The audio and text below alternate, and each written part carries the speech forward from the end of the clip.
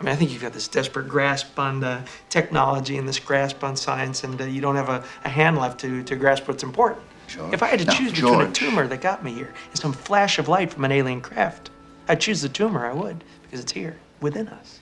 What I'm talking about is the human spirit. That's the challenge. That's the voyage. That's the expedition. Hey everyone, this is Billy Rude from FIFTY8 Magazine, and thank you for watching The Art of Consciousness. These films are a curation of scientific insights with the study of the unseen, which is spiritual knowledge, in order to integrate with the mastery of will to create a unified individual. By understanding the eternal masculine, which is consciousness, and the eternal feminine, which is energy, we can create a perfect union of a world of warriors who are governed by love that transcends time, dimensions, and space. Consciousness and energy means a dream with power and intent. In this video will be about the power of thought and the path of health. Your personality is the sum total of your neural net programming.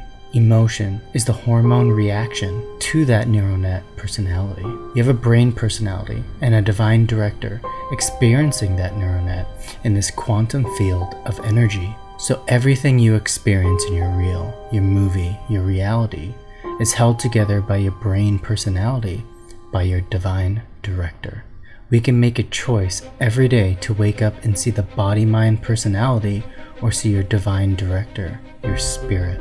It is mind over matter. The body-mind personality means you make a choice to what only benefits the flesh and not the mind.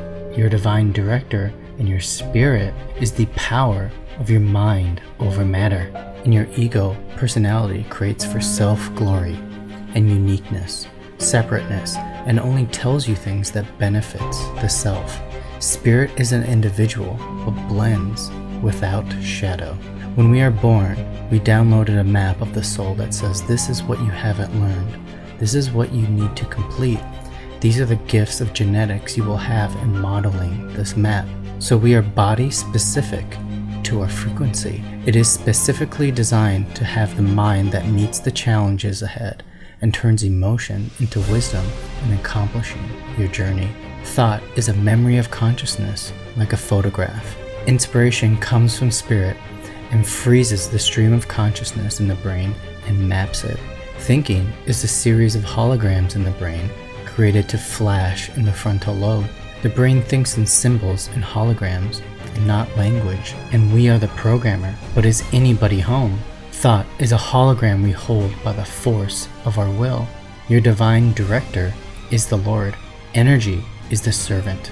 We focus energy into collapsing itself into matter. We reform the particles by reforming the thoughts, the holograms as the divine director. Thought and focus is the only reality. What follows is the mirror of them. Thought is the seed.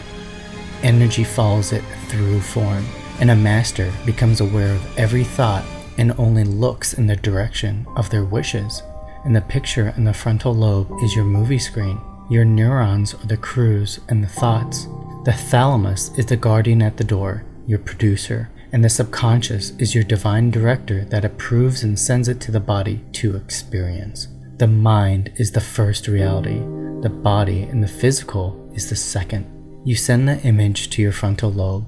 It then bathes that picture in the neurons that contain the amino acids, which sends it to the body.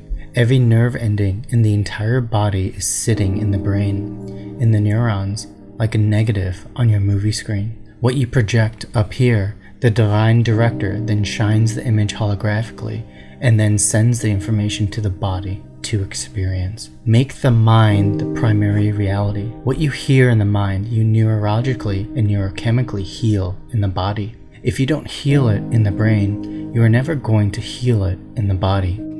Welcome back. I was starting to think I was going to have to tell that nice little girl out in the waiting room her daddy's gone. Nice to meet you too, Doc. Oh, I really gotta get on my way. No, don't do that. What you need is rest and treatment. You need to check yourself in somewhere. I'll be fine. No, you're not. I mean, I know that you're different, but That doesn't change the fact that something inside you is poisoning you. We make our spirit strong by providing challenges and lack so that it may be triumphant and beautiful. This is why it is so important to address our emotional addictions. Until we collapse the energy of our addictions, our former realities, it will just be a continual loop of the same coagulated energy. This is the training and the initiation. The hardest thing is changing and the discipline. Did you know humanity is the only form of life in our physical environment capable of experiencing absolute joy? So in every way, we should be on the path to cultivating it. Health, like happiness, must be earned. It is a reward for constructive engagement in work dedicated to the common good. And our body is totally dependent on our mind to survive. The body dies because of our attitudes, our addictions to the chemicals of emotion. But I am not whatever it is you think I am, okay? And it is better this way.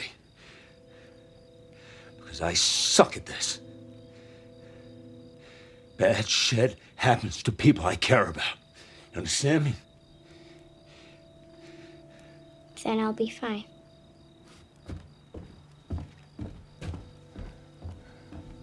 Our mental and emotional attitudes should not burden the future with anguish. Many studies have shown that strong community involvement is one of the most important indicators of health. So it is important to surround yourself with people with a healthy mental attitude. The difficulty of this work is the mental application. It is like kung fu of the mind. We did not fall and die spiritually.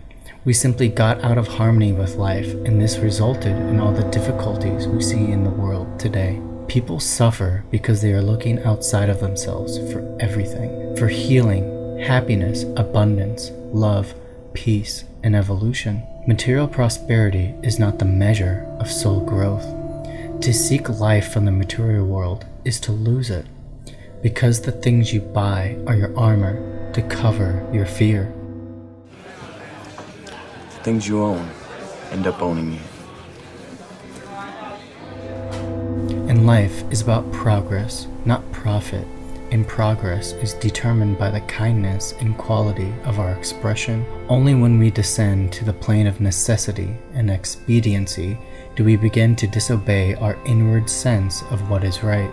The moment life becomes hard, it is not life. We are just out of harmony with their true nature, and the discomfort and the illness is the warning. Death is a disease. It's like any other. And there's a cure. A cure. Virtue is the normal condition of the soul. Health is the normal state of the body. But most of us are unaware by the mental subtleties of our unhealthy rhythms of thought. Many are afraid to admit that their attitudes create discomfort and fatigue on their own flesh. Most disease is preventable and curable through the moderation of the mental activity.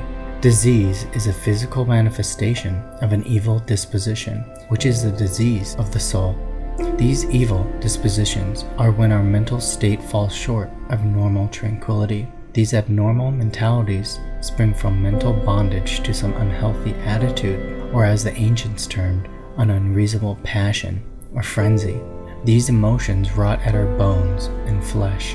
Our soul cannot be denied expression, for it leaves its impressions on the body, because matter is like putty, shapeless until molded by the influence of the mind. You don't have to fight anymore. Go. Go.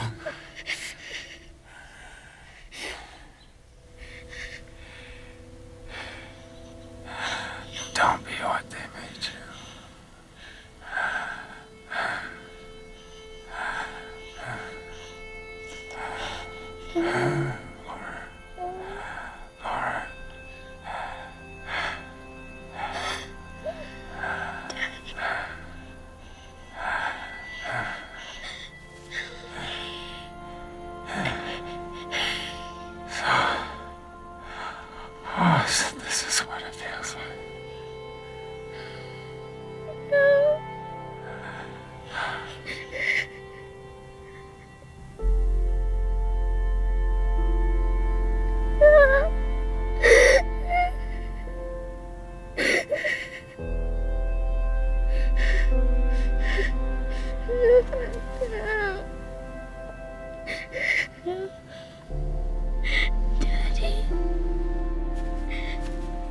It's not the body that decreases in stature, but it's the soul that withers. It is a known fact that we wear our souls on our faces, and every hair bears witness to our temperaments. Science is now discovering how each little part shadows out the whole, and a disease is a story and a diary, usually a rather revealing account. It reveals what we tell no one. It is a forced confession, but it is a blessing in disguise, a shield from ourselves. The body reacts to prevent us from doing further and greater wrong. And most acute diseases have much to teach, but in the majority of the cases, the cause is evident and may be discovered with discussion. The chronic diseases are mostly found in attitude, for like attracts like, and an illness only persists and thrives where it is nourished by mental likes. Mind is the origin of the disease and infects the body as to cause the physical nature to become fertile ground in which disease may manifest and flourish. Most chronic diseases happen after middle age because it requires many years of mental tenacity to establish them. It is time that weakens the body's structure and creates a reputation of a disintegrative rhythm that is established. There's no living with the killing. There's no going back.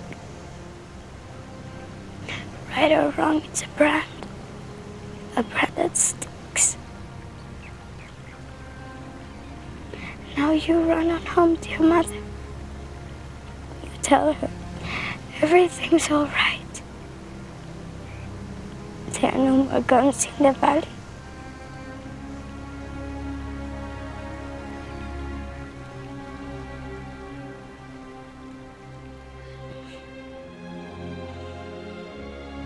If you suffer from a disease, you should realize that you have either thought so badly or acted so unwisely that you have endangered internal values, and unless you correct them, you will continue to suffer.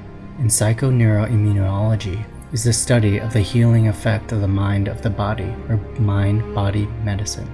It has been proven that when we relax and get in touch with the higher power or force or the quantum field with visualization and intention, we can even heal patients with the terminal illness like AIDS through therapeutic touch and intention. We can heal, all of us. When we surrender to a higher power and connect to this field and request, please, may this person be healed, it has been scientifically proven to heal that person. The most important treatment any doctor can give you is to hope for the health and well-being of every patient. The mind controls the destiny of the body.